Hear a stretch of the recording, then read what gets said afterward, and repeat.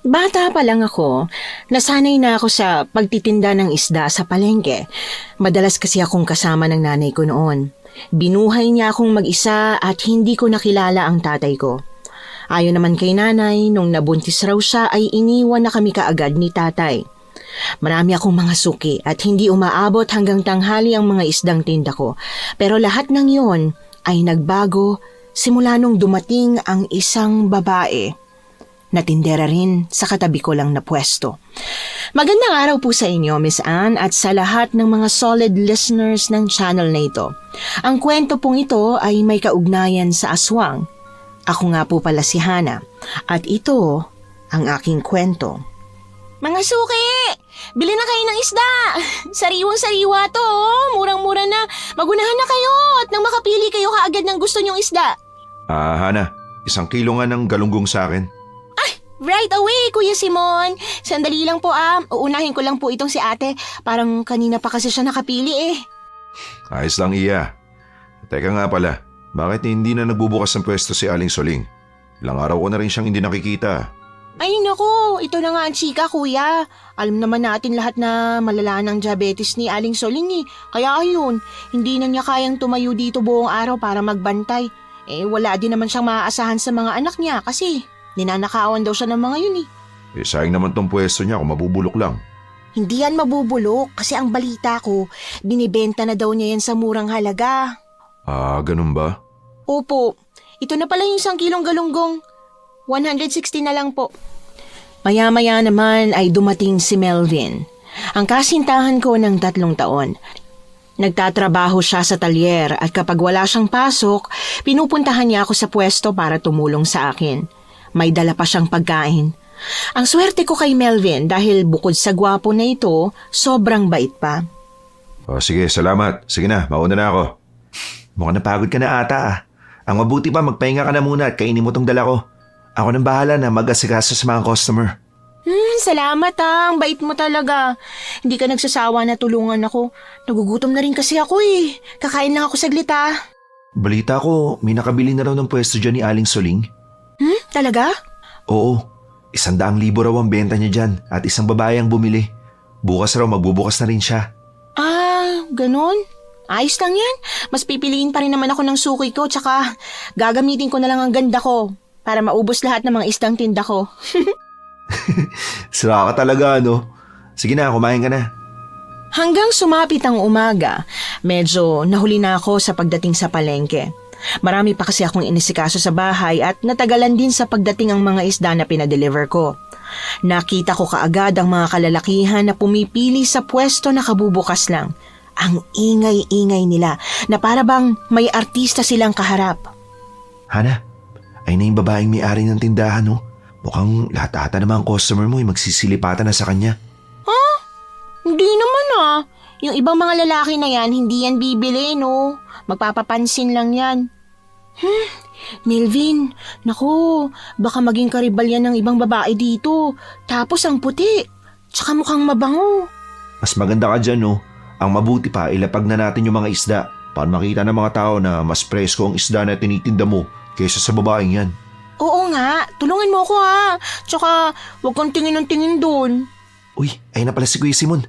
Tawagin mo na siya para dito siya bibili sa'yo. Oo, Kuya Simon, pili na po kayo habang sariwa pa yung mga isda. Ikaw ang buwan na mano ko ngayon eh. Kuya, masariwa po tong isda ko. Halika po, dito na po kayo bumili sa akin. Aba, bastos ka! Alam mo nang dito siya bumaba sa tapat ng pwesto ko tapos tatawagin mo pa? Baka lang naman gusto niya. Doon na muna ako bibili sa kanya. Gusto ko lang subukan kung ayos din yung mga isda niya kagaya ng sa tinda mo. Ano? Pero ako po suki ninyo. Ngayon lang naman to, Hana. May karapatan naman yata akong mamili kung saan ako bibili, di ba? Opo, ayos lang po kay Hana kung doon ka bibili sa kabila. Nagulat lang po yata siya. Sige, lilipat lang ako sa kabila, ha? Nakakainis. Dito pa siya bumaba kung doon lang pala siya bibili sa kabila. Hoy, wag mong personalin ng lahat, ha? Baka mapaaway ka. Hayaan mo na silang mamili kung saan nila gustong bumili. Nakita mo ba yung malaking kutsilyo ko? Sasaksakin ko talaga yung babaeng yun eh. Hana, nasisiraan ka na ba? Nakakahiya. Huwag mong gawin yan. Hindi ka ganyan, ha? Hayaan mo. At kapag naubos ang paninda ng babaeng yan, mabibili rin tong mga isda mo. Nakakainis talaga. Unang araw niya pa lang dito pero kuhang-kuha talaga niya yung inis ko. Narinig ko naman na malakas silang nag-uusap ni Kuya Simon. Inirapan ko siya nang napatingin ito sa akin. Mahina naman akong siniko ni Melvin. Bukas ulit Dito ako bibili. Ay, talaga po. Naku, maraming salamat. Ay, pinakyaw niyo ng lahat ng natira kong mga isda eh. Ay, bukas sisiguraduhin ko na dadamihan kong tinda ko. Damihan mo Hi. Ako nga pala si Abby. Ikaw, anong pangalan mo? Ako naman si Melvin. Ano? Makikipag-usap ka na lang dyan? Yung inuutos ko sa'yo, gawin mo na. Ano? Wala ako namang iniutos sa akin Abby, ito nga pala yung nobya ko si Hana. Hana, pwede naman tayong maging magkaibigan, no? Hindi pwede. Ayaw ko sa kaibigan na nangaagaw ng customer. Hanggang lumipas pa ang ilang mga araw, nagtaka ko kung bakit hindi na pumupunta si Melvin sa pwesto kong isdaan. Hindi ko rin ito nakikita. Isang araw, nagkataon na nagsara ng pwesto si Abby, kaya maagang naubos ang mga paninda kong isda. Naisipan kong puntahan si Melvin sa bahay niya at hindi ko inaasahan ang makikita ko. Ang kapal ng mukha mong lalaki ka! Kaya pala hindi ka na dumadalaw sa akin sa palengke o sa bahay dahil mas inaatupag mong babae na to. Relax. Kung ano man ang iniisip mo, hindi yan totoo. Nakakaya ka naman, Hana. Wala naman kaming ginagawa ni Abby. Natisod kasi siya kanina kaya tinulungan ko siya at dinala dito sa bahay. Hinilot ko yung paa niya dahil masakit daw. Buti pa ang babae niyan, hinihilot mo. Layuan mo naman ang kasintahan ko. Ang sama naman ng ugali nitong babaeng to. Tama ka nga, parang war freak siya kaya bahala ka kung anong desisyon mo. Mas pipiliin mo bang manatili sa ganyang babae o hihiwalayan mo na siya? At sino ka para magsabi ng ganyan, ha? Huwag ka makikisawsaw sa relasyon namin. Sabing tama na Abby, umalis ka na. Pasensya na talaga May pagkabastos talaga tong si Hana Ano? Tinawag mo akong bastos? Mag-usap nga kayong dalawa. Alam mo ikaw, nagtitiis na lang ako sa'yo pero sobra na to. Ano nagtitiis? Hoy, maayos tayong dalawa. Nabigla nga ako kung bakit dinala mo ang babae niyan dito sa bahay mo. Ewan ko sa'yo, tigas ng ulo mo. Sabing wala nga kaming ginagawa. Ang mabuti pa, umalis ka na nga. Hindi ka naman ganyan Alam mo parang natatakot ako sa'yo eh. Ni minsan hindi mo ako kinausap ng ganyan. Ano ba nangyari sa'yo? Basta, pag-iisipan ko pa kung dapat pa nating ipagpatuloy ang relasyon na to. Melvin, paano ka ba? Umalis ka na dahil kung hindi, sasaksak ko tong nabasag na baso sa leeg mo. Sobra akong natakot kay Melvin ng mga oras na yon. Parang hindi na siya ang lalaking minahal ko. Tumakbo ako paalis sa bahay niya at nakasalubong ko naman si Kuya Simon. O Hana, saan ka galing? Sa bahay ni Melvin. Parang wala ka yata sa mood Nabutan mo sila magkasama, no? Paano mo naman nalaman? Nako, ikaw lang ata ang hindi nakakaalam. Madalas na lumalabas tuwing gabi ang kasintahan mo at si Abby. Lahat na nga ng mga tao dito, silang dalawa na ang pinag-uusapan. Totoo po ba yan? Oo. Naku, niluloko ka lang niyang kasintahan mo, kaya hiwalayan mo na yan. Para akong sinakluban ng langit at lupa nang malaman ko yon, pero pilit akong ngumiti kay Kuya Simon. Matapos ang natuklasan ko sa ginagawa ng kasintahan ko, meron na naman akong problema na kinakaharap. Ilang araw nang hindi maganda ang kita ko sa palengke kaya imbis na maka-income ako, mas lalo pang nadadagdagan ang naging puhunan ko. Maraming isda na paninda ko ang nasisira sa araw-araw kaya nalugi ako. Lumapit naman ako kay Kuya Simon para manghiram ng pera. Pinuntahan ko pa siya sa sapa. Nako, pasensya na, gipit din ako ngayon. Di pa kasi nagpapadala ang asawa ko na nagtatrabaho sa ibang bansa Ibabalik ko rin naman sa susunod na linggo pasensya na talaga, Hana. Walang-wala talaga ako. Sa iba ka na lang manghiram. Wala na po kasi ako matatakbuhan. Kayo na lang ang huling pag-asa ko sana. Kilala mo ko. Hindi ako magdadamot kung meron lang. Pero naubusan kasi ako ng budget. Lalo pa ngayon na halos isang linggo nang pinapakiyo ko ang mga isda ni Abby. Grabe naman po kayo. Mag-isa na nga lang kayo sa bahay niyo pero madalas kayong namamakyaw ng mga isda niya. Yung iba pinapakain ko na lang sa aso namin tsaka pusa. Naiiya kasi ako sa kanya lalo na pag pinipilit niya ako. Hirap makaindi sa babaeng yun Nang mga oras na yon na alam ko na wala akong aasahan kay Kuya Simon, kaya umalis na lang ako. Dumaan ako sa gitna ng kakahuyan at hindi ko naman inaasahan na makakasalubong ko si Abby doon. Narinig kong nalugi ka na raw. Baka kailangan mo ng pera, magsabi ka na lang sa akin. Hindi ko kailangan ng pera mo, no? Huwag mo namang mamasamain ang intensyon ko sa pagtulong. Hindi ako interesado kay Melvin. Siya lang ang lapit ng lapit sa akin. Eh di sa'yo na siya. Wala naman akong pakialam dun eh. Hana, pareho tayong babae. Alam ko na mahalaga sa'yo ang pwesto mo sa palengke kasi minana mo pa yun sa mga magulang mo. Paano mo naman nalaman ang tungkol sa bagay na yan? Sinabi sa akin ni Melvin. Minsan kasi napagkwentuhan ka naming dalawa. Sanay naman ako sa ganyan na marami talaga mga lalaking lumalapit sa akin. Wala akong panahon na makipaglokohan sa'yo. Diyan ka na nga. Iniwan ko siya doon sa gitna ng kakahuyan. Sobra akong naiinis sa kanya sa mga nalaman ko tungkol sa kanila ni Melvin. Hanggang lumipas pa ang ilang mga araw. Nagulantang kaming lahat nang may natagpo ang 3 lalaki na patay sa baryo. Lahat kami natakot dahil unang beses lang na nangyari yun sa amin. At ang dumagdag pa sa kilabot ko ay mga kambing ang nakatuklas sa kanyang bangkay sa loob ng tunnel. Paano kaya sila pinatay ng mga kriminal? Sabay-sabay pa talaga. Siguro sinalvage sa mga yan tapos dito tinapon yung mga bangkay nila. Di kasi taga rito sa atin ang mga yan eh. Kawawa naman sila. Sa nakikita ko may malaking butas sa tiyan nila eh. Tansya ko, sinadya talaga silang patayin at kinuha ang kidney nila para ibenta. Eh paano naman kaya ito mga kagat sa leg nila? Ay, oo nga no. Bakit kaya may kagat sila sa leeg? Baka may mga vampira dito sa baryo natin. Di kaya mga alamanhig. Ano naman ang amalanhig? Alamanhig di mo alam? Sila yung mga taong aswang na namatay at nabubuhay. Ang dugo ng tao ang kanilang iniinom para lumakas. Ewan ko sa'yo. Natatakot ako sa pangyayaring to pero hindi ko mapigilan na hindi matawa sa sinasabi mo. Oh, Hana. Kaya na pala sina Melvin at Abby oh. Hayaan mo na yun sila. Hiwalay na ba kayo ni Melvin? Hindi ko alam sa kanya pero kung dyan siya masaya sa babaeng yan, eh di bahala siya. Kawawa ka naman pala.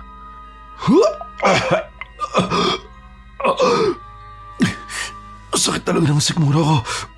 Ilang araw ko na yung nararamdaman eh. Hala, baka nasobrahan po kayo sa pagpapagutom. Baka na-ulcer na po kayo. Ewan ko lang. Basta parang inuho ko yung sikmura ko. Tapos palagi ako nauuhaw sa hindi maipaliwanag na dahilan. Madalas na nga ako dun sa sapa para makainom ako kaagad pero ang hirap mapawi ng uhaw ko. Bakit po kayo naglalaway? Ito nga ang sintomas ng nararamdaman ko. Uuwi na nga lang ako. Mauna na ako sa iyo ha. Sige po, mag-iingat po kayo. Nakakatawa naman yung sinabi mo, Abby. Oo, totoo kaya yung sinabi ko. Minsan nga kapag sasapit ng dilim, hindi na ako lumalabas ng bahay namin eh. Kasi pinagpipilahan na ako ng mga lalaki. Ako daw si Mama Mary. Mama Mary, kapal ang mukha. Huwag ka nga sumabat dyan. Di ka naman kinakausap eh.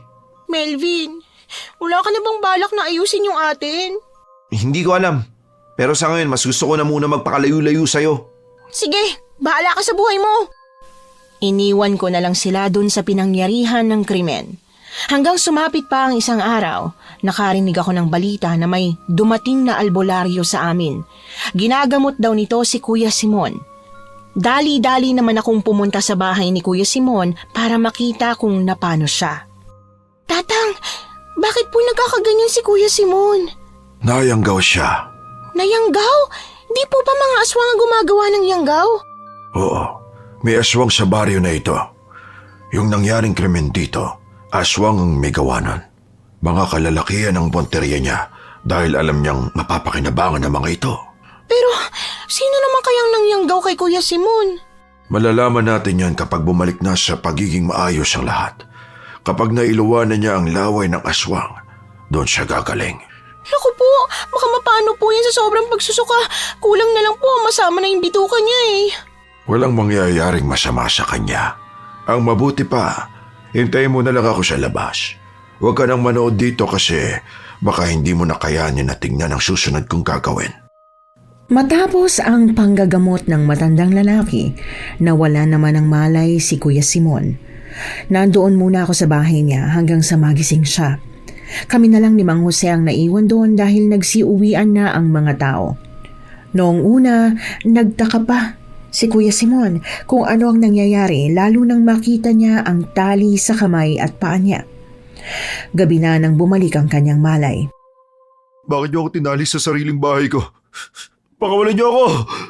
Kuya Simon, kayo na po ba talaga yan? Oo naman. Ano ba kasing nangyari?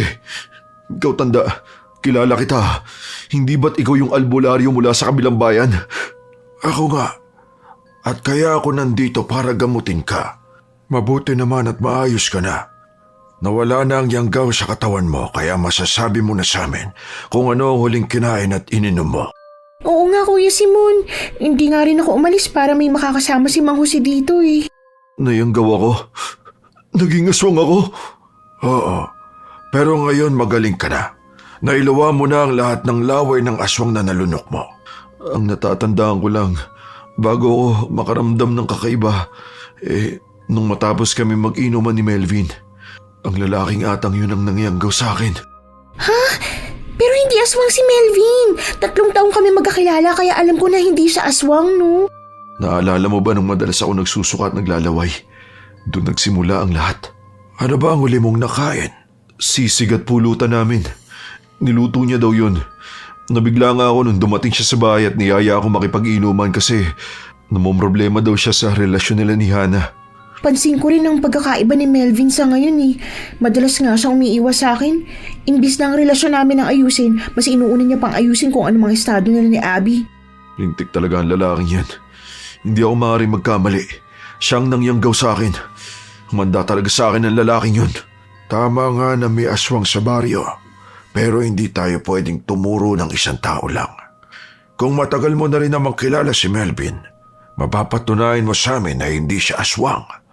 Pwedeng ang yanggaw ay gawa ng iba at si Melvin ang ginamit niya.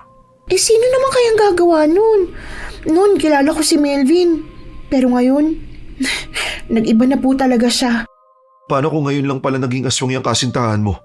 Basta kapag nakita ko talaga yung lintik na yan, lagot yan sa akin. Alam kong hindi mag-iimbento ng kwento si Kuya Simon, kaya nang sumapit ang umaga, pinuntahan ko si Melvin sa bahay niya para kausapin. Nadatnan ko siyang nakahiga habang tinatabunan ng kumot ang kanyang katawan. Nanlaki naman ang mga mata niya nang makita ako. Ang init-init pero binalutan mo pa ng kumot ang katawan mo?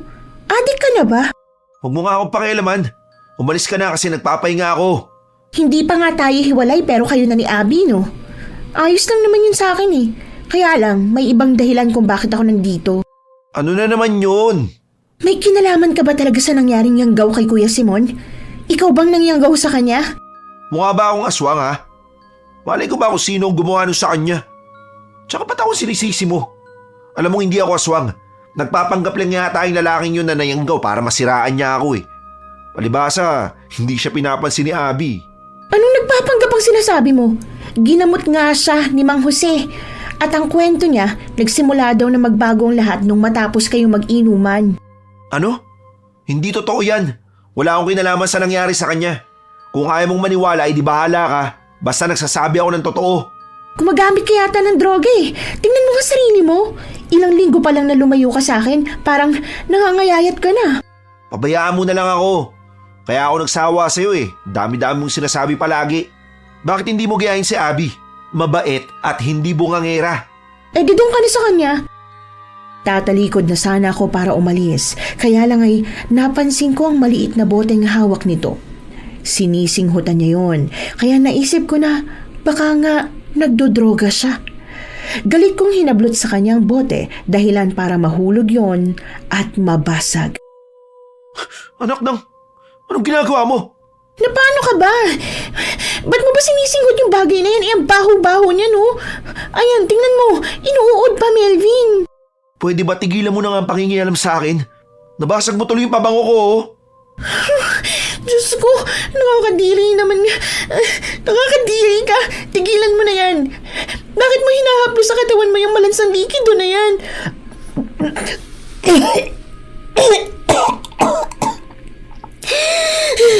Melvin, matapang sa katawan mo. Arte mo naman. Mabango yan. Yung iba nga iniinom yan eh. Ikaw lang to masyadong maarte sa lahat ng bagay. Saan ba kasi galing yan? May nagbigay sa akin ito, pero hindi pwedeng sabihin kung sino. Nasisiraan ka na nga ng ulo. Hindi na ikaw ang Melvin na dating kilala ko. Ibang-iba ka na sa dati. May demonyo yata sumanib sa katawan mo kaya ka nagkakaganyan eh. Masasabi ko ng mga oras na yon na nasisiraan na talaga ng ulo si Melvin. Nagulat pa ako nang dumapa siya sa sahig at dinilaan ang natitirang likido doon. Sobrang nakakadiri tingnan kaya lang mukhang hindi ko na siya mapapatigil sa kanyang ginagawa. Isang araw pa nagbukas ako ng pwesto ko sa palengke. Nakita ko si Melvin at Abby na nagtutulungan sa pagbuhat ng isda. Dumating naman si Kuya Simon para bumili ng isda sa akin.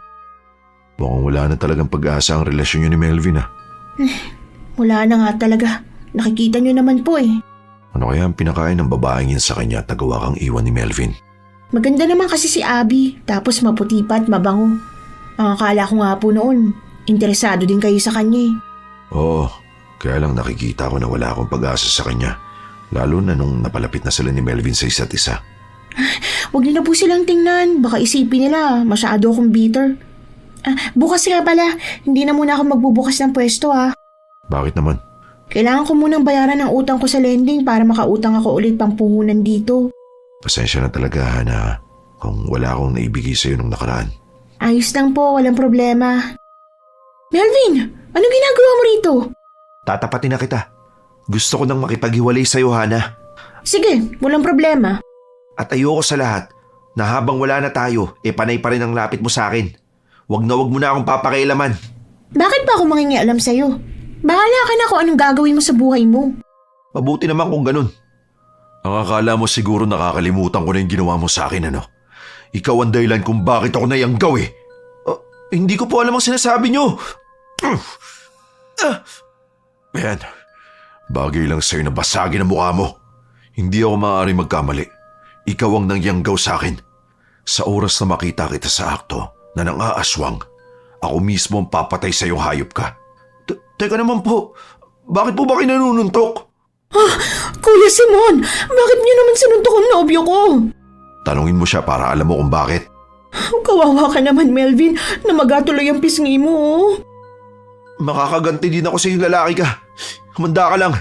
Hindi ako natatakot sa iyo. Nakita ko naman na hinawakan ni Abby ang damit ni Kuya Simon at parang may ibinulong siya dito. Nabitiwan ni Kuya Simon ang bitbit nitong isda at biglang napatulala ang lalaki habang pinagmamasdan si Abby.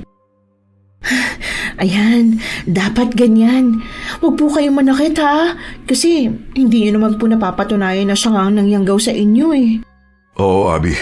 Tara na Melvin, doon na tayo sa pwesto natin. Tara na.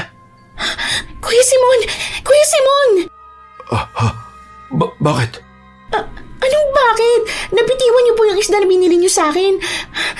Ano po bang sinabi ni Abby sa inyo? Bakit bigla na lang kayo napatulala dyan? Aba, ewan ko. Di ko nga alam na nabitawan ko yun eh. Sige, alis na ako. Napakunot ang aking noo habang tinitingnan si Kuya Simon na paalis. Napasulyap naman ako kay Abby at nahuli ko siyang masakit na nakatitig kay Kuya Simon. Ginabi na ako nang makaalis sa palengke dahil pinaubos ko talaga ang tinda kong isda. Habang naglalakad ako sa gitna ng daan, nararamdaman ko na biglang nagsitayuan ang mga balahibo ko. Umalulong ang mga aso sa paligid kaya nagmadali ako sa paglalakad. Hindi ko inaasahan. May isang nilalang na biglang umatake sa akin. Tumilapon ako nang nabangga ako ng nilalang na yun. Aray ko! Ang sakit! Halimaw! Tulong! May halimaw! Hana, imuko ka. Inaatake ka ng aswang. Mang Jose, tulungan mo ako! Nakita rin kitang aswang ka. Ako ang harapin mo at nang makita mo ang hinahanap mo. Ang lakas niya, Mang Jose! Tumayo ka riyan at magtago ka rito sa likuran ko. Ako nang bahala sa kanya. Tignan ko lang kung hindi siya susuko kapag inampas ko siya nitong latigo ko. Diyos ko, tulungan niyo po kami, Lord. Ang pangit ng nilalang na yun. Hindi ko inaasahan na makakita ako ng aswang sa buong buhay ko. Ayun na siya. Naghahanda na siya umatake sa atin. Nagkamali ka ng lugar na sinalakay. Ito ang para sa'yo! Ayan! Natamaan niyo siya sa dibdib. Hindi mo inasahan na magkikita tayo, hindi ba? Matagal na ako nagmamanman sa baryo na ito, aswang, para lang mapatay ka. Umatake ulit ang aswang sa amin, kaya pinalo ulit ito ni Mang Jose ng kanyang latigo. Nakailag ang aswang at hindi man lang siya natamaan dahil ginamit niya ang kanyang pakpak bilang panangga sa latigo. Nakalapit siya kay Mang Jose at nagawa nitong kalmutin ang matandang lalaki. Hindi naman inaasahan ng aswang na may kutsilyo ang matanda kaya nasaksak niya ito sa tiyan. Napaungol ang aswang sa sakit at mabilis itong lumipad para makatakas. Mang Jose, ayos lang po ba kayo? Ayos lang ako. Maliit na sugat lang ito, Iha. Mabuti naman po at dumating kayo kasi kung hindi, siguradong napatay na ako ng aswang na yun. Simula ngayon, huwag ka na magpapagabi mula sa palengke. Kailangan na malaman ng lahat ang nangyaring ito para mag-ingat sila. Sobrang dami ng dugo lumalabas sa sugat niyo. Yung kinalmot po ng aswang.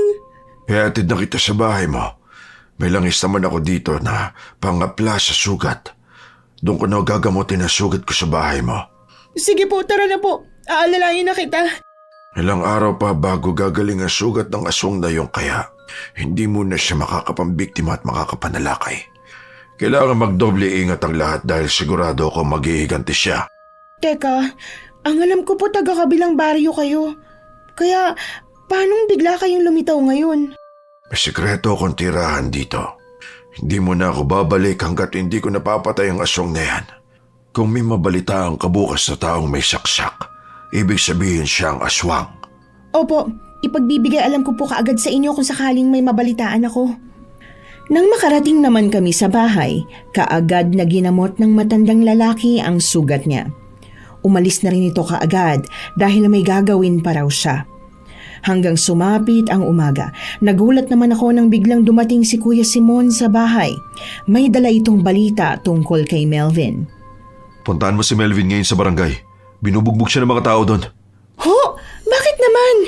Nahuli kasi siya kagabi na nanguhuli ng manok. Doon pa siya nagnakaw kay Mang Pedring. Alam niyan todo bantay ang matandang yun sa manuka niya. Ano? Bakit kaya siya nagnakaw ng manok? Kasi nga baka aswang na talaga si Melvin. May bahid pa ng dugo ang labi niya tsaka yung mga damit niya. Ano? Bilisan mo na dyan para maabutan mo pambuhay yung lalaking yun. Di kasi mapigilan ng mga tao eh. Baka makinig sila sa'yo kapag ikaw ang kumausap sa kanila. Nakakainis naman kasi ang lalaking yun eh. Bakit niya naman naisipan na magnakaw? Na paano na kaya yung si Melvin? Hindi kaya nayanggaw din yung si Melvin. Kaya siya nagkakaganyan. Malalaman din natin yan mamaya kung isa siyang aswang. Lahat ng mga tao ngayon, si Melvin na ang sinisisi sa pagkawala ng mga alagang hayop nila. Lahat gigil na mapatay siya. Kahit hiwalay na kami ng taong yun, may pakailan pa naman ako sa kanya. Malakas nga ang kutob ko na nagdudrogang lalaking yun kaya siya nagkakaganyan. Parang ano kasi siya eh. Parang nasisiraan na ng ulo. Sinabi mo pa, nababaliw na yata ang lalaking yun eh. Nang makarating naman kami sa barangay, nadatnan ko si Melvin na duguan at marami ng mga pasa pero nakatawa pa rin nito. Imbis na mainis, nakaramdam ako ng awa sa kanya. Kinausap ko ang mga tao na tigilan na nila ang pambubugbog sa kanya at nakinig naman sila sa akin. Melvin, totoo ba na nagnakaw ka? Oo, bakit? Bakit mo naman ginawa yun? Hindi ba ikaw pa nga nagsabi sa akin na mali ang magnakaw? Ano ba nangyayari sa'yo? Parang hindi na talaga kita kilala. Hindi din naman kita kilala eh. Umalis ka dito. Patayin niyo na ako kung gusto niyo. Wala akong pakialam. Maraming nga sinang kumakalat dito. Pero walang nangyayari kay Melvin. Ibig sabihin hindi siya aswang. Kaya nga po, hindi talaga siya isang aswang, kundi parang napapaliw na siya. Sayang ka, Melvin. Kung nanatili ka lang sana kay Hana, hindi nagkaganyan ang buhay mo. Ang mabuti pa, pakawalan na lang natin siya. Hindi naman siya aswang eh. Oo nga po, kawawa naman po kasi. Pinakawalan nga ni Kuya Simon si Melvin at nagulat kaming lahat sa ginawa nito nang makawala siya sa kanyang tali. Nilantakan niya ang mga hilaw na manok na nasa kanyang harapan. Wala sa sariling kinain niya ang mga ito habang nakatawa. Ang sarap! Ang sarap ng manok na ilaw!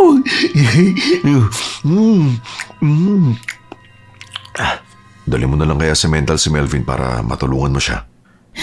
Gusto ko nga po pero wala din akong pera eh. Alam niyo naman po na nalugi ang tindahan ko ng isda simula nung dumating yung babaeng si Abby. Itatawag na lang natin sa bayan kung ano ang sitwasyon niya para magawan kagad nila ng paraan. Mahirap na. Baka hindi lang yun ang kayang gawin ni Melvin. Baka sa susunod, papatay na siya ng tao. Matapos ang pangyayaring yon, sobra akong nag-alala kay Melvin.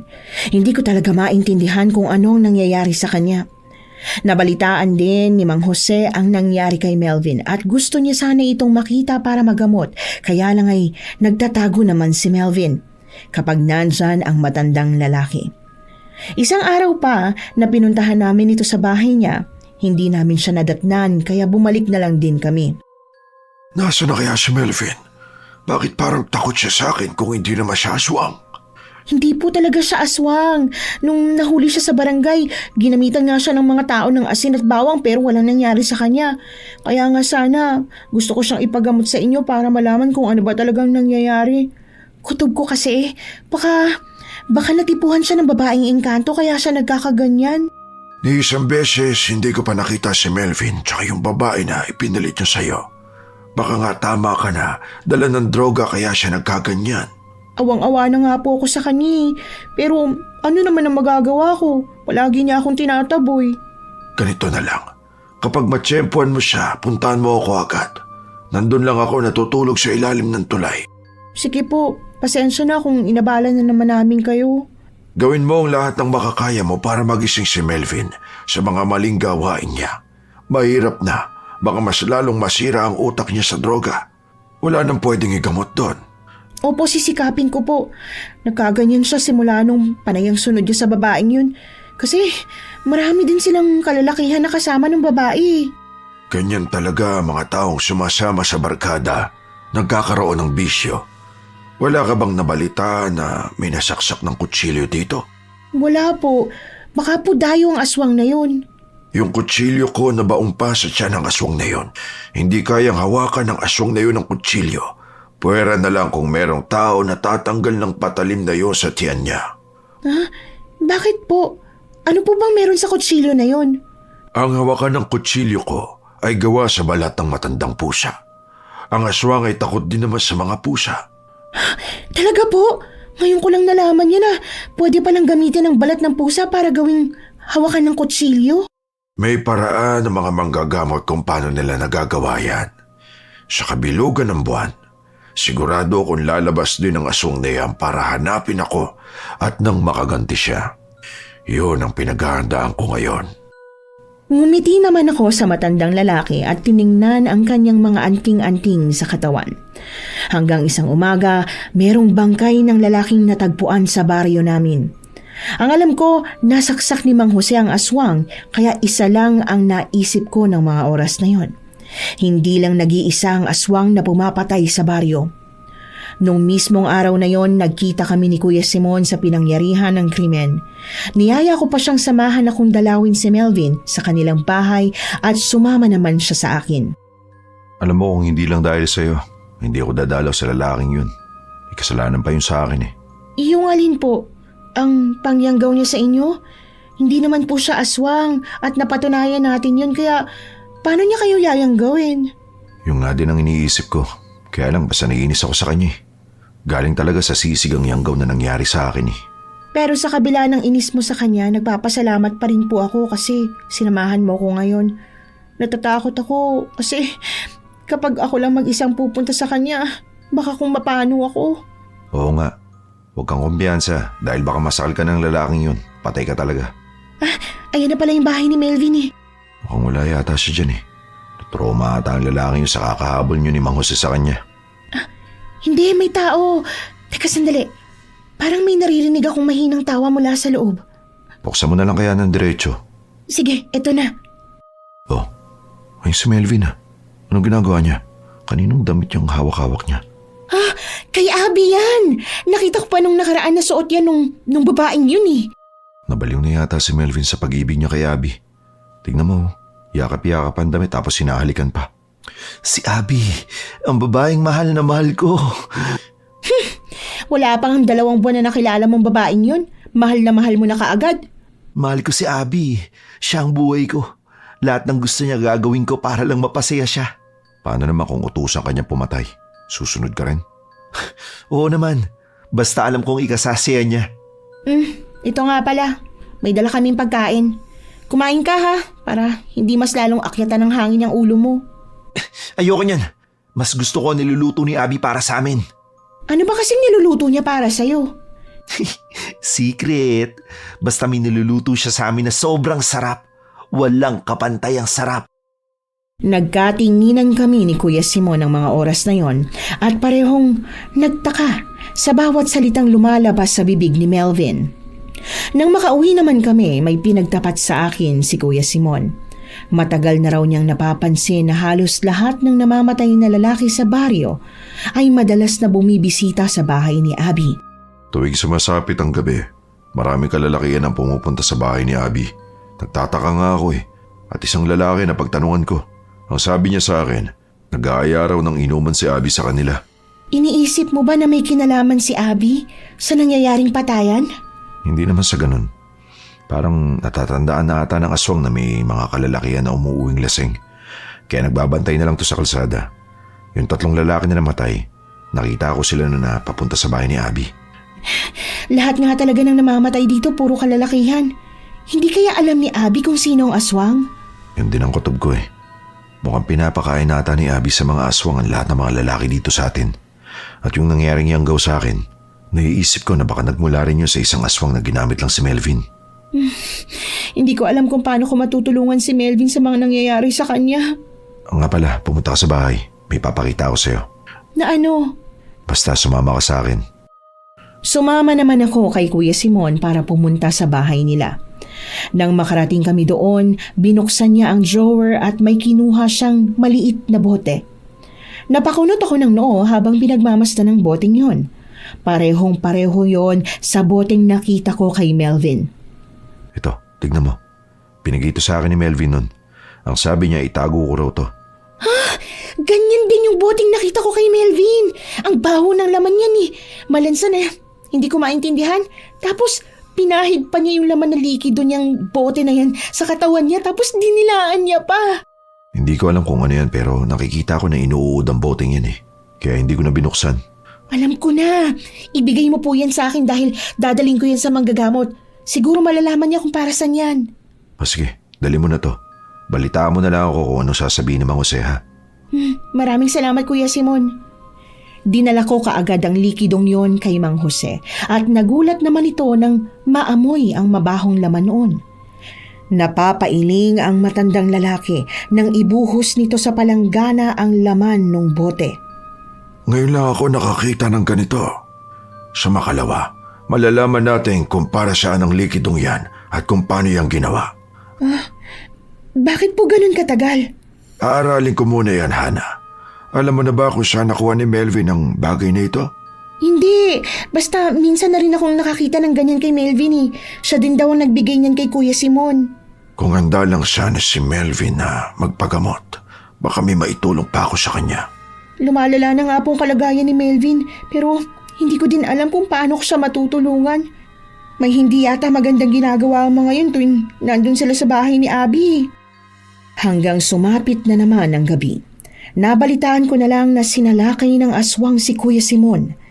Maingay ang mga tao sa paligid habang hinahabol ang aswang kaya pumunta na rin ako sa bahay ni Kuya Simon. Nadatnan ko siyang duguan at maraming sugat sa katawan. Kuya Simon, Diyos ko, ang dami-dami niyong sugat ah! Mabuti na lang talaga at nadatnan ako ni Mang Jose. Dahil kung hindi baka napatay na ako. Paano ba nakapasok yung aswang sa bahay mo? Sa bubong siya dumaan. Di ko nga inakala na makakapasok siya eh. Naganda rin ako ng asin at bawang pero hindi ko siya natamaan. Ang sabi pa sa akin ng aswang, kapag daw hindi pa ako tumigil sa ginagawa ko, papatayin niya raw ako. Ano? Bakit? Ano bang ginagawa mo? Di ko rin maintindihan, Hana eh. Wala naman akong atraso sa mga tao. Teka, nasa na ba si Mang Jose? Hindi pa ba sila nakabalik? Hindi pa, hinahabol nila yung aswang eh. Hindi ko alam kung maaabutan nila yun. Sana mamatay na ang aswang na yan. Ilang buhay na ang kinuha niyan. Sakit talaga ng mga sugat ko. Ako na pong bahalang gumamot dyan sa sugat nyo. Nang makabalik naman sina Mang Jose, sinabi nila na tuluyang nakatakas ang aswang. Hindi na nila ito nahabol pero nagawa na naman itong sugatan ni Mang Jose. Ang aswang na yun ay malakas. Nakailang beses ko na siyang nasugatan pero ang hirap niyang patayin. Sigurado ako na mula siya sa angkan ng malalakas at sinaunang aswang. Ang pangit niya. Tapos gusto niya akong halikan para daw maging tulad niya ako. Huwag na huwag mong ilalapat ang labi mo sa aswang dahil maaari kanyang mayanggaw gamit lang ang laway niya. Kagaya nung unang nangyari sa'yo. Nayanggaw ka dahil sa laway ng aswang. Bukas na bukas po. Babantayan natin si Melvin. Kailangan yung magamot siya para masabi niya sa atin kung ano yung nalalaman niya tungkol dun sa likido. Bukas pa malalaman kung para saan ang likidong yon at kung paano yung ginawa. Masasagot na rin ang katanungan natin kapag nalaman ko na ang resulta kung para saan ang langis na yon. Kinaumagahan, maaga naman akong nagpunta sa palengke. Nagkataon na dumating naman si Abby sakay ng tricycle. Ang balita ko rin, ilang araw na siyang hindi nagtitinda ng isda. Hana, mabuti naman at nagkita tayo. Alam mo ba yung si Melvin? Parang ayaw ko na sa kanya. Sobrang patay na patay sa akin eh. Siguro, nakikita mo naman ang sitwasyon niya ngayon. Ano ba kasing ginawa mo sa kanya? Wala akong ginawa. Siguro dahil sa kagandahan ko kaya siya nababaliw. Ang totoo niyan, gusto ko na nga lumayo siya sa akin eh pero panay pa rin ang lapit niya. Kung kailan nagkaganyan na si Melvin saka mo iiwan? Ang daming mga lalaki nagkakagusto sa akin kaya bakit ako magtitiis sa lalaking isang baliw? Hindi siya baliw! Ano pa bang tingin mo sa sitwasyon ng lalaking yun? Hindi pa ba baliw? O nasisiraan lang ng ulo? Tsaka, huwag kang mag-alala. Malapit na rin naman akong aalis dito. Hindi pala masayang manatili dito sa lugar ninyo. Wala naman kasi nagsabi sa'yo na manatili ka dito, no? Kaya nga, ang akala ko kasi marami akong mabibiktima ng mga lalaki dito pero wala rin naman pala. Mga mahirap naman ang mga tao dito. Mas maganda nga kung aalis ka. Para ba balikan ka ni Melvin? Paano ba yan? Ayoko maging masaya ka. Kapag aalis ako, sisiguraduhin kong madadala ko si Melvin para gawin kong alalay. Maya-maya pa biglang dumating si Melvin. Lumapit siya sa akin at kinagat niya ang braso ko. Napasigaw ako sa sakit. Ramdam ko talaga ang pagsipsip niya sa dugo ko ng mga oras na yon. Nanghingi ako ng tulong kay Abby pero nakangiti lang ito habang pinagmamasdan kami. Nagkagulo naman ang mga tao nang makita ang pangyayari. Abby, tulungan mo ako! Pagbigyan mo na si Melvin. Konting dugo lang naman ang gusto niyan. Melvin, ano ba? Tama na. Sakit-sakit. Sobra na. Sabing tama na. Hoy, Melvin! Anong ginagawa mo? Bakit mo kinakagat sa Hana? Isa ka pang lalaki ka! Anak ka nang, bakit mo ako sinuntok? Kala mo ba hayaan na kita sa ginawa mo sa akin? Mas matanda ako sa'yo, kaya hindi ako magpapaapi. Lalaban ka na sa akin? Oo. Hinahamon mo ba ako, ha? Oo.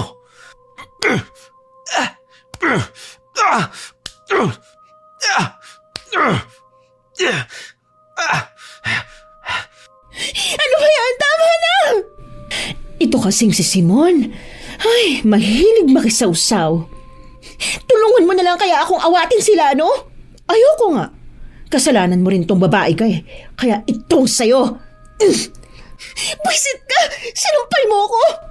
Oo. Bakit? Papalaga ba, ha?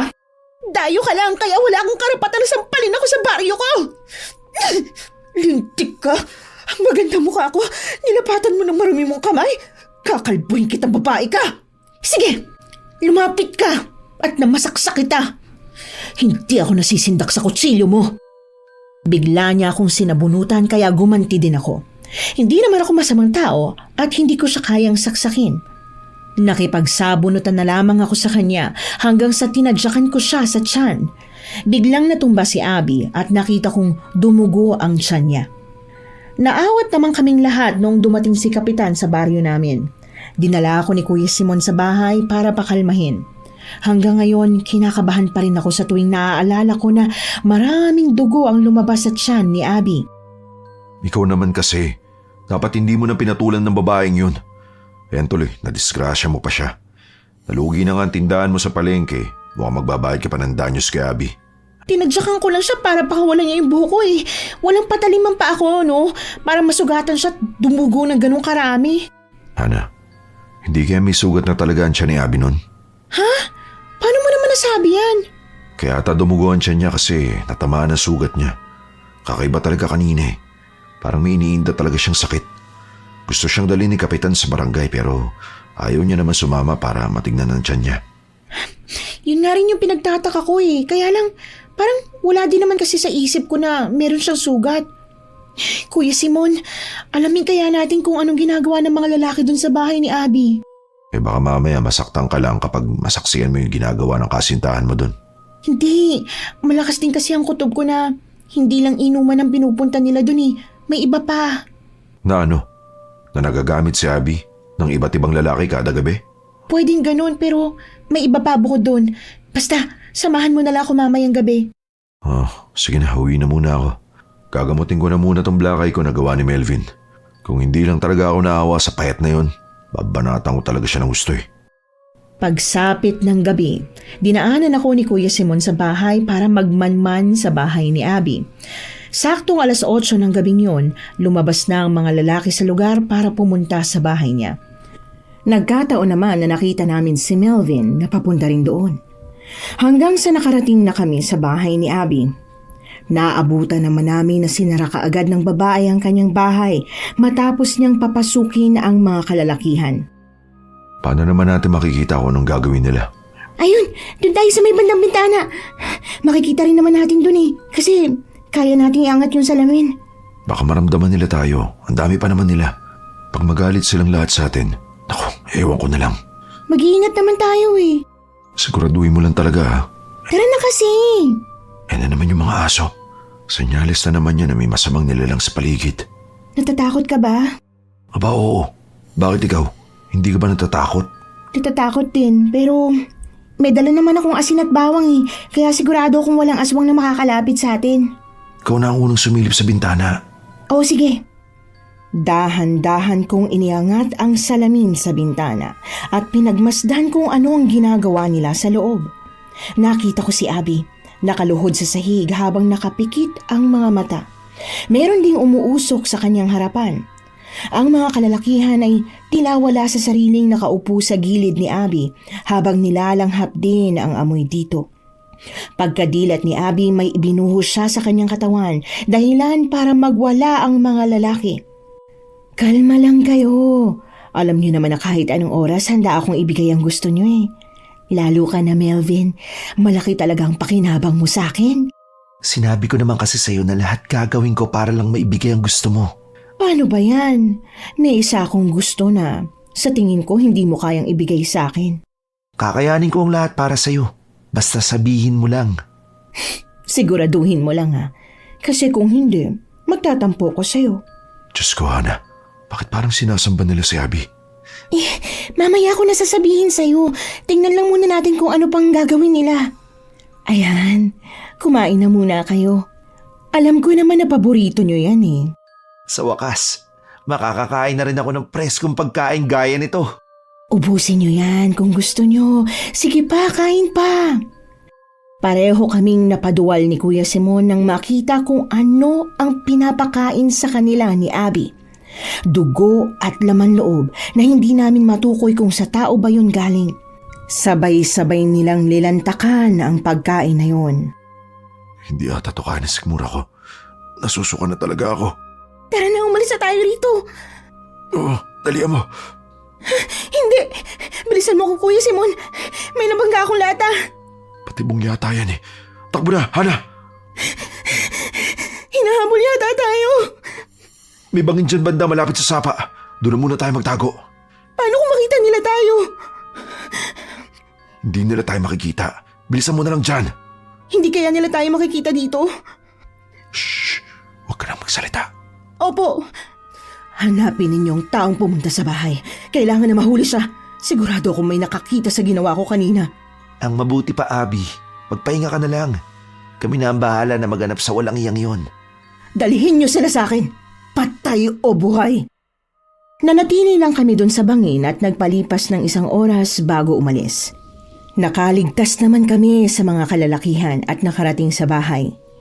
Pagka umaga, nagpunta ako kay Mang Jose para ibalita ang mga nalaman ko. Nang mga oras na yon, alam na rin niya kung para saan ang langis. Ang langis na ito ay isang gayuma. Sa paningin mo mabaho at nakakadiri ang langis na yan. Pero para sa mga lalaki na gustong gamitan ng aswang na yan, ay isa siyang nakakaakit na halimuyak. Po? Gayuma po? Oo. At sa tingin ko, kaya nagbago si Melvin sa'yo. Dahil ginayuma siya ng bago niyang babae. Ang ganda-ganda po ni Abby. Hindi niya kailangan manggayuma ng lalaki para lang makuha niya si Melvin. Pero ano kasi, kagabi nakita ko yung pinakain ni Abby. Mga hilaw na mga laman loob ang mga kalalakihan sa bahay niya. Senyalis ba yun na aswang si Abby? Hindi ko masasabi hanggat hindi ko siya nakikita. Maaaring ginagawa niya ito para baliwin ang mga lalaki. Pwede po ba mamayang gabi dalawin natin si Melvin? Baka naman po sa pagkakataon na to, haharap na siya sa inyo. Gusto ko lang po na makita niyo siya para makumpirma niyo sa akin na ginayuma lang po talaga siya. Sige, bago mag-alas 7 ng gabi, pupuntahan natin si Melvin sa kanila. Kagaya nga ng pinag-usapan namin nang sumapit ang dilim, kaagad kaming nagpunta sa bahay ni Melvin. Kasama din namin si Kuya Simon ng mga oras na yon. Habang papalapit kami sa bahay ni Melvin, biglang natigilan si Mang Jose at pinalabas nito ang kanyang latigo. Pumunta kayo. May aswang na sa loob. Aswang? Simon, buksan mo na ang pintuan. Kailangan maganda nating makilala ang aswang na yan. Opo, bubuksan ko na po. Si Melvin, anong nangyayari sa kanya? Nagpapalitan nyo na sila bilang aswang. Ito, may kulambo akong dala. Palagi itong nasa bag ko. Tulungan mo ako mahuli si Melvin para hindi siya makaalis. Diyos ko, Melvin, anong nangyari sa'yo? Mang Jose, nagwawala po siya sa loob ng kulambo. Hayaan mo lang siya. Hindi siya makakaalis. Ang mabuti pa kumalma ka lang, Hana. Gagamutin natin si Melvin. Kapag nawala na ang yanggaw sa kanya, babasahan ko lang siya nitong Latin na ritual ko. Opo, baka bilisan na lang po Sino kaya ang nangyanggaw kay Melvin? Sino pa? Edi yung babaeng yun. Pusit kasing babaeng yun Simula nang dumating siya, nagkandaletse-letse ng buhay ko. Tumahimik na kayo para magawa ko ng maayos ang gagawin kong ritual. Pero bago ang lahat, papainom muna natin sa kanya ang langis na ito. Pagtulungan natin tatlo na mapainom si Melvin yan. Oo, sige. Buong lakas naming ginapos si Melvin sa loob ng kulambo para lang mapainom ng langis. Nahirapan man kami pero nagawa rin namin yon ng mabilis. Tapos ay nagsimula ng magritual si Mang Jose. Maya-maya pa nagsuka na si Melvin. Ayan, nagsusuka na siya. Sana gumaling si Melvin kagaya ng sayo. Huwag kang mag-alala. Magagawa siyang pagalingin ni Mang Jose. Kapag bumalik ng alaala ni Melvin, masasabi niya sa atin ng lahat. Sana nga pinatay ko na lang talagang babaeng yun Nanggigigil talaga ako sa kanya. Tapos nang magsuka si Melvin, may isa pa akong ritual na gagawin para mawala ang bisa ng gayuma. Sige lang po, simulan na ninyo. Ilang minuto lang ang nakalipas, natapos na ang pangalawang ritual ni Mang Jose. Biglang natumba si Melvin kaya doon ako lumapit sa kanya. Melvin, gumising ka! Hindi siya mamamatay. Naalala mo ba ang nangyari kay Simon noon? Nawalan lang siya ng malay pero magigising din siya maya-maya lang. Hintayin na lang natin magising si Melvin. Malakas ang kutob ko na may alam si Melvin kung sino ang aswang. Basta ako sigurado na talaga ako na ang aswang. Walang iba kundi si Abby. Mas mabuti nang marinig natin mismo sa bibig ni Melvin ang totoo. Paano kung kagaya ni Melvin, ginamit lang din pala siya ng aswang? Ayun na pala, gumagalaw na si Melvin. Melvin, buti naman at kising ka na. Akala ko may masama nang nangyari sa'yo Hana, anong nangyayari? Ginamot ka ni Mang Jose kasi naging aswang ka kanina. At hindi lang yun, nagayuma ka pa ni Abby. Si Abby, ginayuma niya ako? Oo, iho. May naalala ka ba kung ano ang nangyari sa'yo bago ka nagkaganyan? Sandali lang po, teka lang. Buisit, ano nangyari sa itsura ko?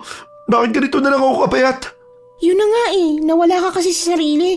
Ang buong akala ko nabaliw ka na. Naalala ko na pala, si Abby. Nadatang ko siya nun sa sementeryo na may kinakain na tao.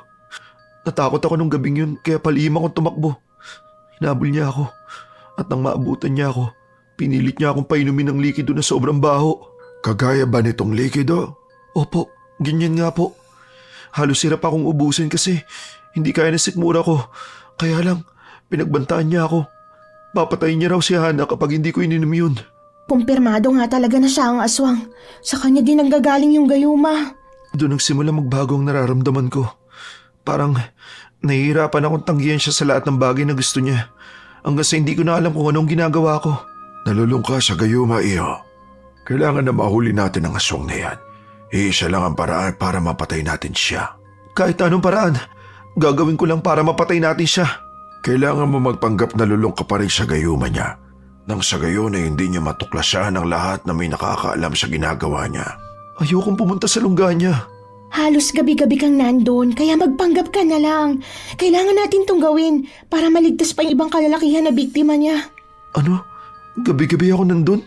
Oo, pumayag ka na lang, Melvin. Tingnan mong ginawa sa'yo. Sa atin, dapat lang na magbayad siya. Sige, kung papainumin ka niya ulit ang likido, sumunod ka lang. Gawin mo lang. Malayo ang bahay niya dito kaya mas magandang doon ko siya susugurin sa bahay niya. Walang madadamay sa labanan. Sige po. Napagkamalan pa kita na ikaw ang nangiyanggaw sa akin. Naalala pa ba nang dumating ka sa bahay nun para makipag-inuman sa akin? Hindi na po.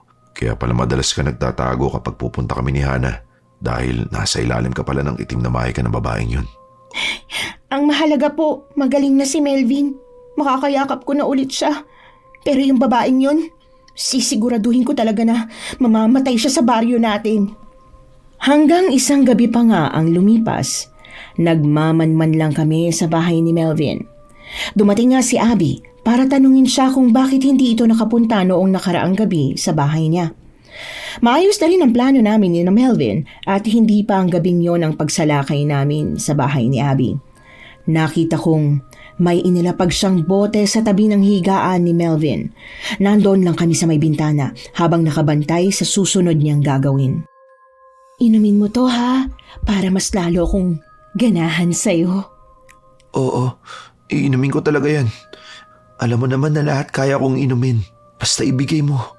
Kahit pa laso niyan, iinumin ko para sa'yo. Alam mo ba kung anong hiling ko sa'yo? Gusto ko ang puso ni Hana. Dukutin mo yun. Ibigay mo sa akin bukas ng gabi para may alay ko sa ritual. Sige, bukas ng gabi hahanapin ko siya at papatayin. Maaasahan ka talaga, Melvin. Kaya nga sa lahat, ikaw ang pinakapaborito ko dahil hindi ka pa pumapalpak. Anong gusto mong kainin? Sabihin mo lang. Kakain lang ako, Abby. Ayaw mo ba ng paborito mong pagkain? Gusto ko, kaya lang nabusog na ako eh. Huwag kang mag-alala.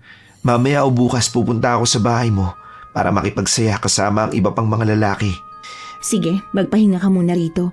Alam ko naman na gumagawa ka ng sarili mong hakbang para hindi ka rin gutumin eh. Bukas ng gabi ha, kabilugan na ng buwan. Doon ko kakailanganin yung puso ni Hana.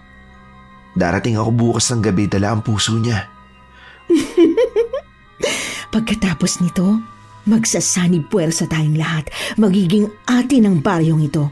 Luluhod sila sa atin at handa silang pagsilbihan tayo hanggang sa mamatay sila. Ang sino man na hindi sumunod sa kagustuhan natin, mamamatay. Oo, hindi na rin ako makapaghintay na dumating ang araw na yun. Gusto ko na maging makapangyarihan at maging Diyos ng mga tao. Nang matapos ang kanilang usapan, kaagad din na umalis si Abby. Nagpapasalamat ako dahil hindi niya pinilit na painumin si Melvin nung gayuman niyang sobrang bulok ang amoy. Lumabas naman kami sa aming pinagtataguan tsaka kinuha ni Mang Jose ang gayuma. Malakas talaga mga aswang ng bangkilan. Unang laban pa lang namin noon naisip ko na isa siyang bangkilan. Kaya lang kawig niya rin ang aswang na mandurugo.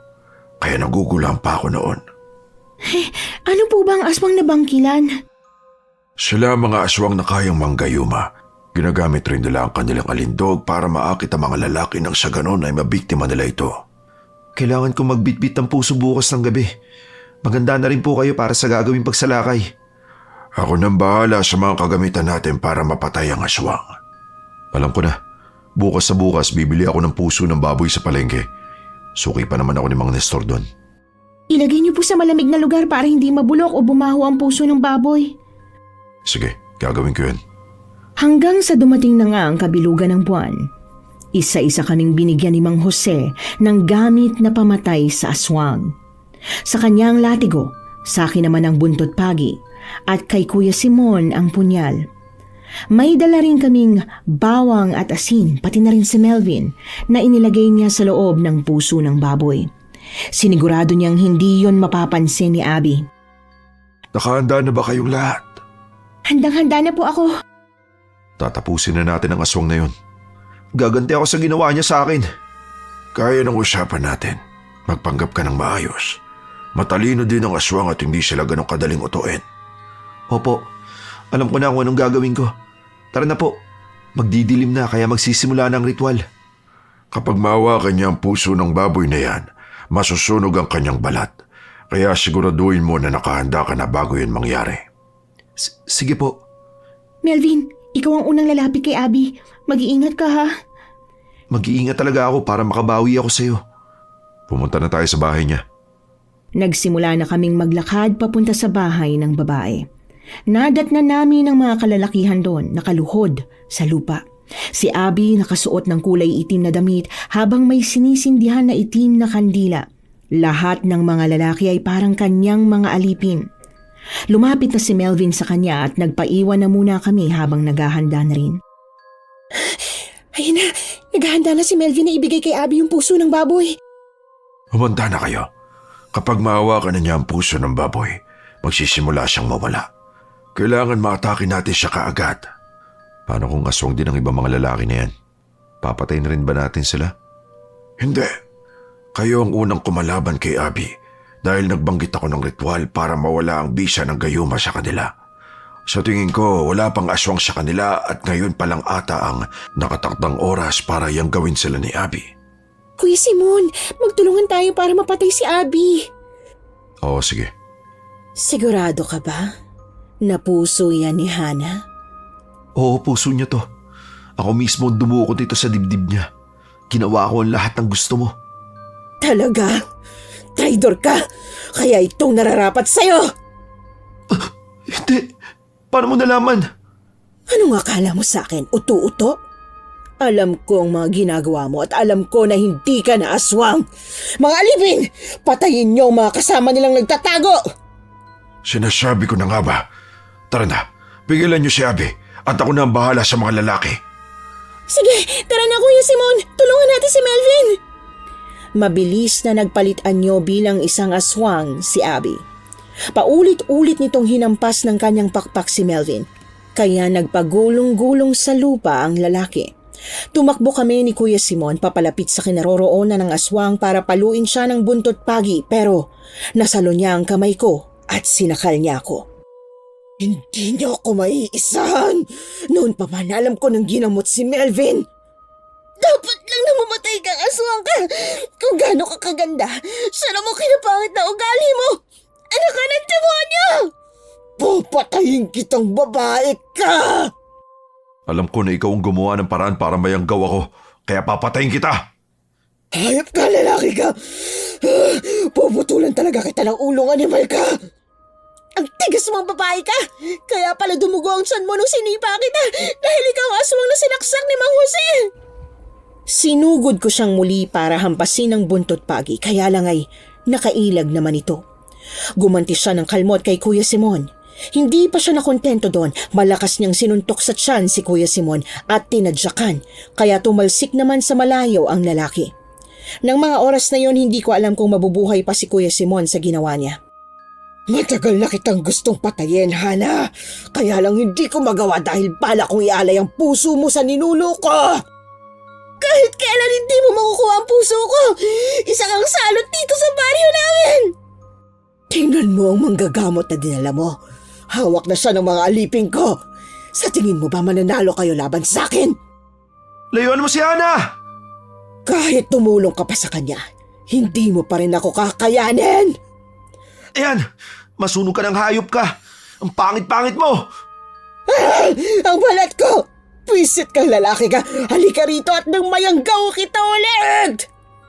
Melvin! Melvin! Hana, tulungan mo ako! Paano ka matutulungan ni Hana? Gayong dito tayo sa ere, ha? Hindi ba gusto mo ako? Magkakasama na tayo kapag tinanggap mo ulit ang handog ko sa'yo. Sige na! Pumayag ka lang maging kauri ko! Lumayo ka sa akin! Ayoko! Huwag mo akong halikan! Magiging malakas ka rin kagaya ko. Magkakaroon ka ng kapangyarihan. Ayaw mo ba ng ganon? Ayoko! Hindi na ako ulit papatol sa isang kagaya mo! Hayop ka! Demonyo ka pala! Melvin, iwasan mo ngalik niya! Maging aswang ka dahil sa laway niya! Ibaba mo si Melvin! Wala ka ng alipin, Abby. Lahat sila bumalik na sa pagiging normal. Ano? Paano mo nagawa yung matanda ka? Hindi na mahalagang malaman mo kung paano ko ginawa. Mang Jose, babagsak si Melvin! Pagtulungan natin saluhin siya. Dalihan mo! Nabitiwan ng aswang si Melvin dahil natamaan ito ng latigo ni Mang Jose sa likod. Naabot siya ng matanda dahil mahaba ang latigo nito. Mas lalo namang nagalit ang aswang kaya gumanti siya ng isang malakas na pag-atake sa matandang lalaki. Nagawa niya itong patumbahin nang umpugin niya ang katawan ni Mang Jose. Melvin, ayos ka lang ba? Oo, ayos lang ako. Tulungan natin si Mang Jose. Akin na yung asin at bawang. Puntahan mo na lang si Kuya Simon para makita mo kung ano nangyari sa kanya. Sige, ito ang asin at bawang. Sabuyan mo na siya. Akin na, umalis ka na. Magsisisi kang nangialam ka sa mga gawain ko. Kaya ka napadpad sa baryo na ito dahil nakalaban mong mga magulang ko noon, hindi ba? Natalo ka nila at umaasa ka na mananalo ka sa akin ngayon. Hindi ba may kasunduan kayo ng mga magulang ko na huwag kang mangingialam sa ginagawa namin? Oo, pero hindi ko na kaya itong ginagawa mo. Hindi na ito tama, Abby. Marami ka nang nasaktan at nabiktima ng mga inosenteng tao. Noong una, mas pinili kong hayaan ka dahil ang buong akala ko aalis ka rin naman pagkatapos. Wala akong balak na umalis dahil gusto ko maangkin ang baryo na ito. Ibubuwis ko ang buhay ko sa baryong ito. Kahit anong mangyari, hindi ako papayag na mapasa kamay mo ang baryong ito. Kung ganon, edi papatayin kita. Abi, humarap ka rito! Napalingon naman sa akin ang aswang kaya inasinta ko ang kanyang mukha ng asin.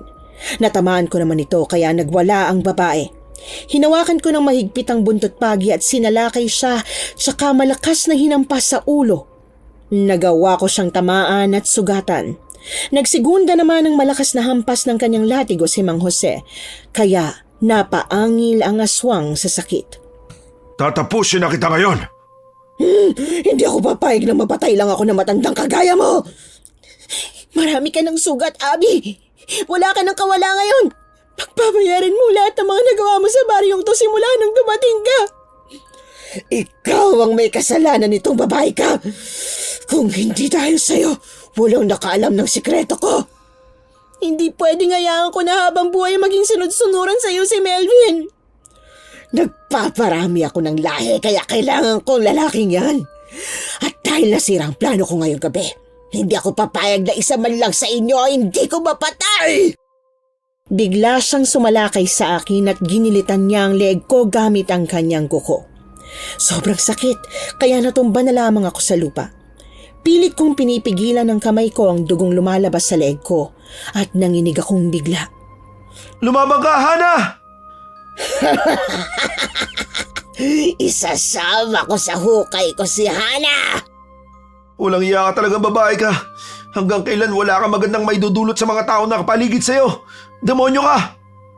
Alam ko na malakas sa mga aswang na kagaya mo at mahirap patayin kaya inanda ko talaga ito. Paano mo nakuha ang punyal na yan? Ipinalibing ko na yan sa mga aliping ko! Malas mo lang dahil ang anting-anting na nandito sa punyal ay karugtong ng anting-anting na suot ko.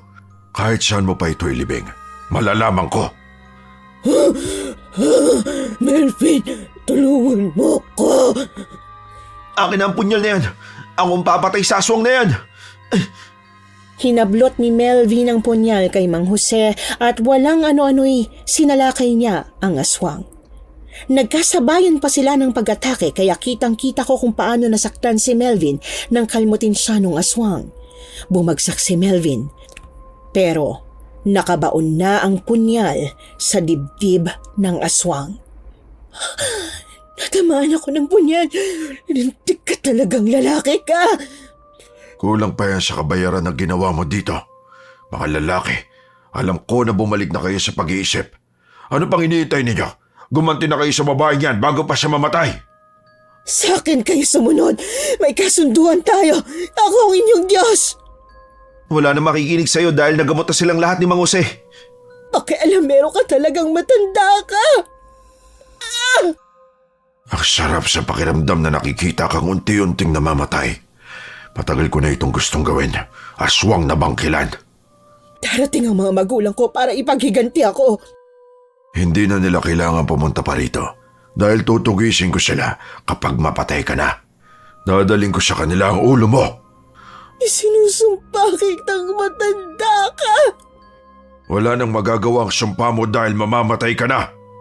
Sabay-sabay ang mga lalaki na sumugod at umatake sa aswang. Binugbog nila ito. Malakas na sumisigaw ang aswang sa sobrang sakit pero walang naawa sa kanya. Hanggang sa nalagutan ng hininga ang aswang. Binunot ni Mang Jose ang punyal sa dibdib ng aswang tsaka pinutol ang ulo nito. Nang mga oras na yon, nahihilo na ako at parang nauuhaw. Magtulungan tayong lahat na masunog ang katawan ng aswang pati itong bahay niya. Dapat lang po nasunugin natin ang bahay niya dahil marami pa mga gayumang nandoon. Ito. Meron akong posporo dito. Lintik. Ang sakit-sakit ng likod ko. Ako nang gagawa ng apoy. Melvin, dali mo na paalis si Hana dito. Marami ng dugo ang lumalabas sa leeg niya. Hana, lumabang ka lang. Nanalo na tayo laban sa aswang. Magiging maayos na ang lahat. Nauuna ako. Ito na, aalis na tayo. Bilisan mo na, Melvin. Mauna na kayo ni Hana at susunod ako. Gagamutin ko siya pagkadating natin doon sa bahay niya. Naramdaman ko nang binuhat ako ni Melvin, kaya lang nangihina na talaga ang katawan ko dahil sa sugat na natamu ko sa aswang. Hanggang sa hindi ko namalayan ang sumunod na mga nangyari. Nagising na lang ako na may bendahin na ang aking leeg. Mabuti naman at gising ka na. Grabe ang takot ko eh. Akala ko mawawala ka na sa akin. Ang hina pa rin ng katawan ko, Melvin. Hindi ko pa kayang bumangon. Tsaka nga pala, iniwan to ni Mang Jose kanina. Kapag daw magising ka na, ipainom ko raw to sa'yo. Gamot daw yan para hindi ka ma-infeksyon. Nasaan na ba si Mang Jose?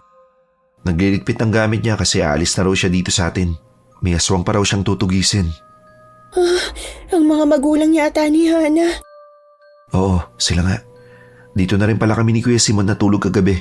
Ginamot din kasi siya ni Mang Jose para isang gamutan na lang daw. Ganun ba? Akin ang gamot na iniwan ni Mang Jose. Tutulungan na kita. Salamat. Magpahinga ka na ha. Mag-aanda lang ako ng pagkain natin. Maya-maya pa nakita kong bumalik si Kuya Simon. May dala na itong tungkod at may puting bendahe din sa iba't ibang parte ng kanyang katawan. Hirap na hirap din itong lumakad. Buwisa talaga ang aswang na yun. Muntik na ako maging baldado sa ginawa niya. Baldado ka na nga eh. Pero ang mahalaga, nagawa nating mapatay ang aswang. Nailigtas natin ang mga kalalakihan tapos nakauwi na sila sa kani-kanilang pamilya. Oo, sobrang nagpapasalamat ang mga tao ngayon kasi napatay na ang aswang. Lalong-lalo na ang mga kababaihan. Nakalaya na rin sa gayuma ang mga asawa nila at anak.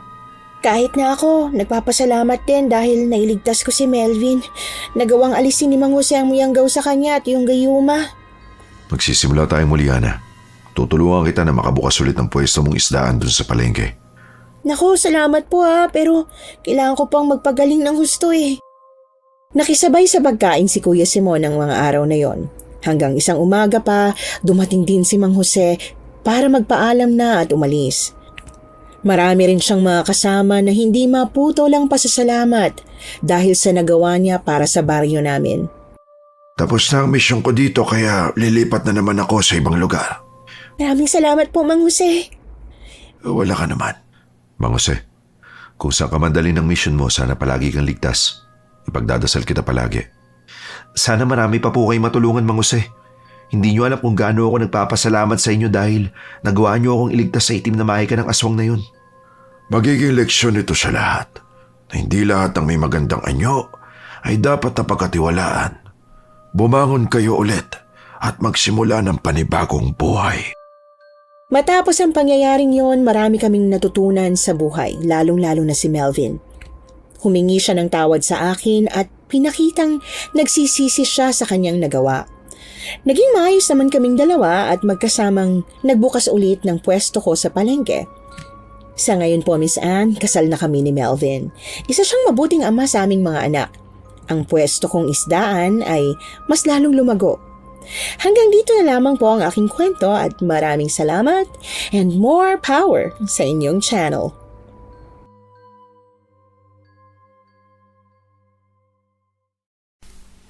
Bata pa lang